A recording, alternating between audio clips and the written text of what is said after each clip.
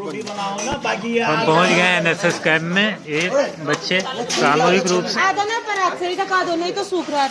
गूंथे हैं और अब रोटी बनाने जा रहे हैं। जेल भी लगा है ये छोटी एक किस ग्रुप के बच्चे हैं? कल्पेश्वर ग्रुप। आपका नाम क्या है? आस्था। आस्था। पहला टर्म है। तुम्हारा नाम क्या है बच्चे? मेरा नाम नियति गैरोला है। नियति गैरोला। आपका? अयान नज़ार। दिव्यांशु। लक्ष्मी। अमन नेगी। आशुतोष।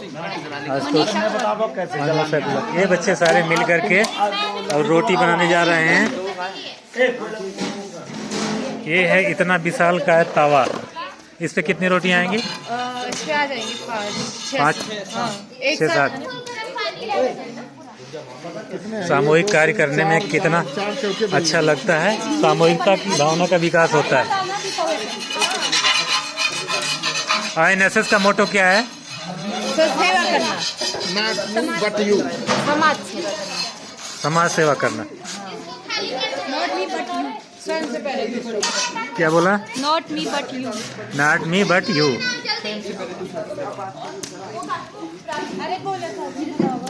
भारतवर्ष में आजकल इसी की कमी रह गई है। अब यही भावना बच्चों को सिखाया जा रहा है कि ये इससे परिपूर्ण रहें ताकि समाज में अपना योगदान भी दे सकें। ये करने के लिए ये रोटी बनना शुरू हो गई है।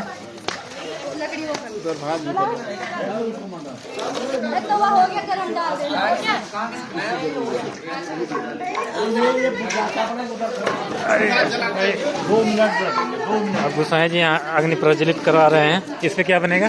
क्या बनाओगे इस पे? ये आपसे आग तापने के लिए दाल की ग्रेवी। दाल की ग्रेवी। ग्रेवी में क्या क्या बनाओगे? ग्रेवी अभी इसमें प्याज, लहसुन, प्याज, टमाटर, लहसुन, सब कुछ मसाला मसाले। अच्छा मिश्रा जी, कैसा फील हो रहा है आज एनएसएस कैंप में आकर के? बहुत अच्छा फील हो रहा है।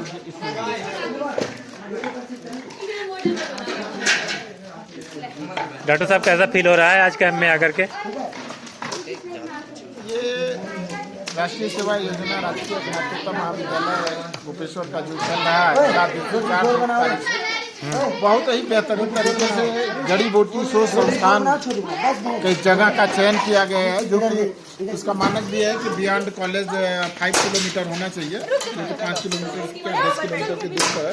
और बच्चे जो है अपना भिन्न भिन्न, जैसे कहा जाए कि लगभग कितने 100 बच्चे हैं, 100 परिवार से अलग अलग आए हुए हैं और एक ही तवे की रोटी खा करके एक जैसी मानसिकता को ये आज जो है यहाँ से जनरेट करेंगे, पैदा इस तरह से जो है सीखेंगे कि नेकता में अनेकता में एकता, नॉट मी बट यू के कांसेप्ट पर ये बच्चे जो है कार्य करते हैं, जो कि समाज के लिए आज के समाज में ये अत्यंत आवश्यक है कि नॉट मी बट यू का कांसेप्ट बड़ा कम मिलता है। आज तो आइसोलेट परिवार हो गया है, बढ़ती दुनिया जो कि बढ़ती दुनिया सिमटते लोग में ये चीजें स्पष्ट हो गई हैं। जब ही बच्चा बड़ा होता है, शादी के बाद घर से दूर जाता है और परिवार से अलग हो जाता है, उसको पारिवारिक दायित्वों का बोध हो ही नहीं पाता है। आज इन बच्चों को देखने से ये लग रहा है कि इस तरह से इतना मतलब इतना बड़ा तावा है, इतना जो है रोटी बन रही है और ये ग्रुप जो है पूरा का पूरा पूरे कैंप में भोजन तैयार करने में जुटे हुए हैं। इनके जो चार्मिंग है ये कर दिया, ये व्यवस्था कर दिया आपकी। हाँ, आपको ठंड ना लगे।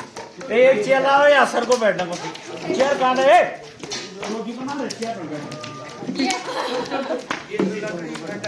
ये क्या बना रहा है? पिंडिया छोटी छोटी। हाँ सर।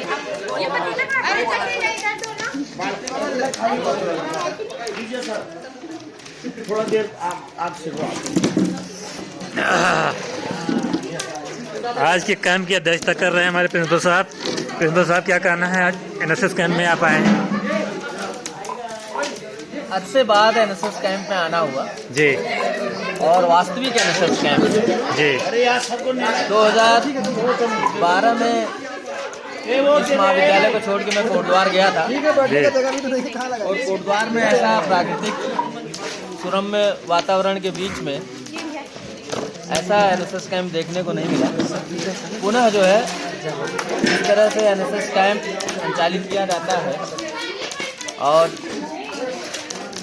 प्रकृति के बीच रह करके डी फीलिंग के साथ, समरसता के साथ, एक साथ मिलजुल करके और अपना सर्वस्व जो है समाज को न्यौछावर कर देने की मंशा से लोगों के बीच में विद्यार्थी आए यहाँ और बहुत ही बेहतरीन कार्य कर रहे हैं। इसके लिए पूरे प्रोग्राम अफसर और पूरे जितने भी हमारे स्वयंसेवी हैं जी सब बधाई के पात्र हैं। तो इस टाइप के परिवेश में आपका पहला कैंप में आगमन होगा?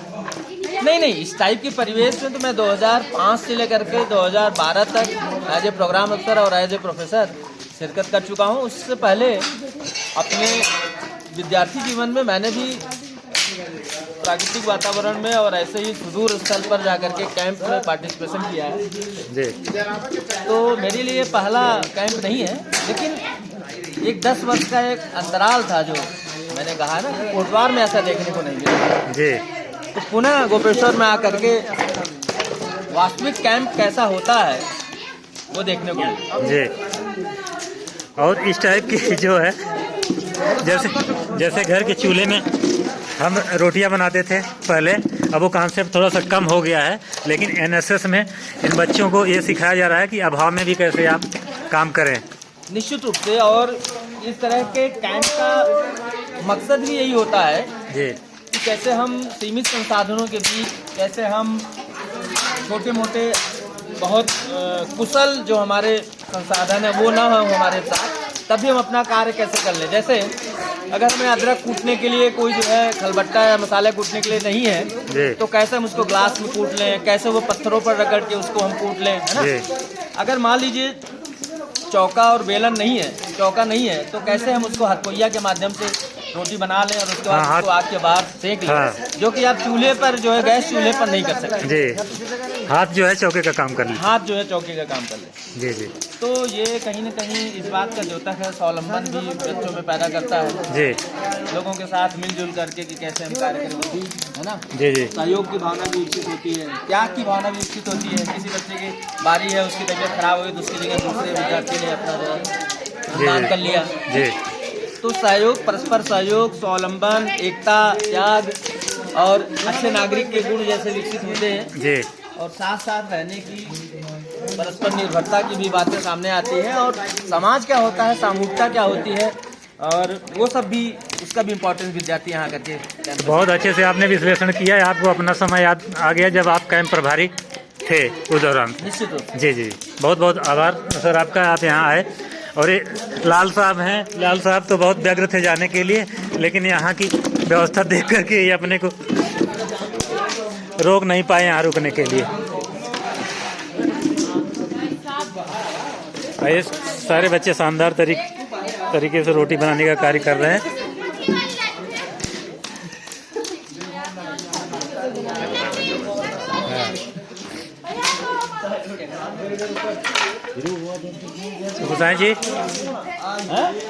गुसाई जी आप क्या कहना चाहेंगे एनएसएस कार्यक्रम के बारे में?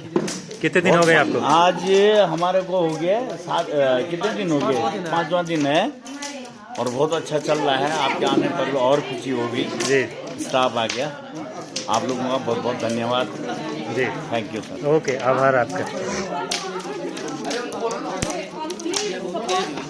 रोटी जल गई।